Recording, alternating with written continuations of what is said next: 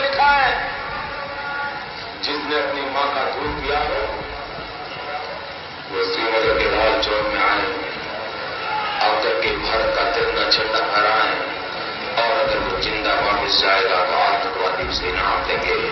आतंकवादी काम खोल करके सुन ले, 26 जनवरी को परसों, अब चंद घंटे बाकी हैं, लाल चौक में फैसला हो जाएगा किसने अपनी मां का दूध पिया। जो आग देशवासियों के दिल में है वो आग मेरे दिल में भी है। 7वें पाताल में होंगे उनको भी मैं छोड़ने वाला नहीं हूं। मैं दोस्तों इंतजार लंबा नहीं कर सकता।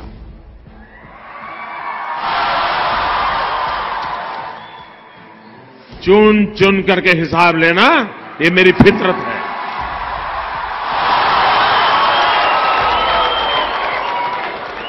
ये हमारा सिद्धांत है। हम घर में घुस के मारेंगे। साथियों, ये संयम का समय है, संवेदनशीलता का समय है, ये शोक का समय है, लेकिन हर परिवार को मैं ये भरोसा देता हूं कि उनके परिवारों ने जो स्वजन खोया है, आपकी आंखों में जो आंसू है, उन आंसू का पूरा पूरा जवाब लिया जाएगा। भारत नई रीति और नई नीति का देश है। ये अब दुनिया भी अनुभव करेगी। हमारे बहादुर सुरक्षा बल बंदूक चलाने वाला हो या बंदूक पकड़ाने वाला, बम दागने वाला हो या फिर बम देने वाला हो, किसी को चैन से सोने नहीं देंगे। भारत की ये नीति रही है, हम किसी को छेड़ते नहीं हैं। लेकिन मैं फिर साफ कर दूं कि नए भारत को किसी ने छेड़ा तो वो छोड़ता भी नहीं है। ये हमारे सुरक्षा बलों ने पहले भी कर दिखाया है और अब भी कोई कसर छोड़ी नहीं जाएगी। आज देश बहुत ही उद्वेलित और दुखी है। यहां आए आप सभी की भावनाओं को भी मैं भली भांति समझ पा रहा हूं। पुलवामा में आतंकियों ने जो हमला किया है उससे हर भारतीय आक्रोश में है। हमारे वीर जवानों ने देश की रक्षा में अपने प्राणों की आहुति दी है। उनका बलिदान व्यर्थ नहीं जाएगा। ये भरोसा झांसी की धरती से, वीरों और वीरांगनाओं की धरती से मैं 130 करोड़ हिंदुस्तान वासियों को देना चाहता हूं। हमारे सुरक्षा बलों का शौर्य, उनका पराक्रम देश ने देखा है और हमारे देश में कोई ऐसा नहीं हो सकता जिसे हमारी सेना के शौर्य और सामर्थ्य पर रत्ती भर भी शक हो, देश को उनके सामर्थ्य और शौर्य पर बहुत बहुत भरोसा है। और मेरे प्यारे देशवासियों, यहां आशीर्वाद देने के लिए आए हुए मेरे प्यारे भाइयों बहनों,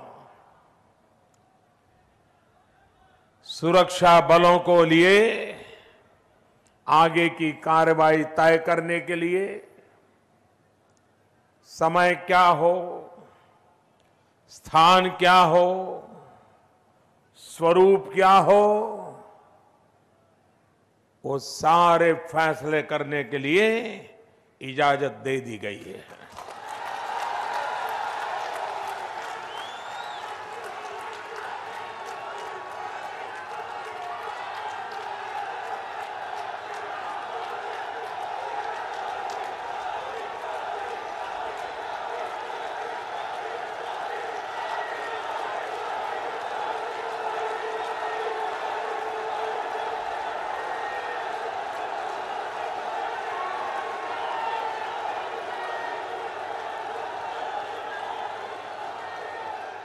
साथियों, भारत कभी नहीं भूल सकता कि 26/11/2008 को मुंबई में पाकिस्तान से आए आतंकियों ने आतंकी हमला किया था। क्या भूल सकते हैं क्या?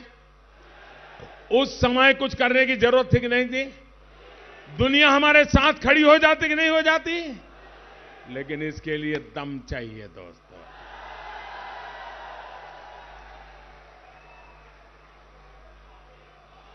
सारे सबूत पाकिस्तान में बैठे आतंकियों के प्रूफ मिल रहे थे। सारे प्रूफ उनको गुनहगार सिद्ध कर रहे थे। लेकिन भारत ने क्या किया?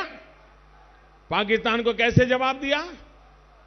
खबरें तो ये भी है, उस समय भी हमारी सेना, हमारी वायुसेना, हमारी नौसेना बदला लेने के तैयार थे। सेना का खून गर्म हो रहा था, दिल्ली ठंडे बिस्तर में पड़ा था। लेकिन हमारे सुरक्षा बलों को इजाजत नहीं दी गई। उनके हाथ पैर बांध कर रखा गया। क्या हाथ पैर बांध करके आतंक का मुकाबला हो सकता है क्या? सेना के जवानों के बेड़ियां पहन करके हम कहोगे मारो, ये चल सकता है क्या? क्या ऐसे देश की सुरक्षा होती है क्या? क्या देश के दुश्मन के साथ ऐसी नरमी बरत दिखनी चाहिए क्या? साथियों, यही वजह थी कि मुंबई हमले के बाद भी देश में लगातार आतंक के हमले होते रहे। याद करिए, साल 2010 में पुणे में एक बेकरी में बम धमाका हुआ। उसी साल वाराणसी में दशाश्वमेध में एक घाट पर बम धमाका हुआ। याद करिए, साल 2011 में मुंबई में फिर आतंकी हमला हुआ। ओपेरा हाउस, जावेरी बाजार, दादर में बम फटे। फिर उसी साल 2011 में दिल्ली हाईकोर्ट के सामने भी बम फटा। इसी तरह साल 2013 में हैदराबाद के भीड़ भाड़ बाजार में बम धमाका हुआ। एक के बाद एक बम धमाके हो रहे थे। सैकड़ों बेकसूर लोग मारे जा रहे थे, सैकड़ों घायल हो रहे थे। इन हमलों के तार भी हर बार सीमा पार जुड़े हुए थे। लेकिन पहले की सरकार ने क्या किया? उन लोगों ने अपनी नीति नहीं बदली, सिर्फ गृह मंत्री बदले। अब नीति बदलनी चाहिए कि गृह मंत्री बदलना चाहिए? साथियों, अगर पहले की सरकार में दमखम दिखाया होता तो आतंकियों को उसी भाषा में जवाब दिया होता जो भाषा वो समझते हैं। तो आज आतंक इतना बड़ा जो नासूर बन गया है वो नहीं बन पाता।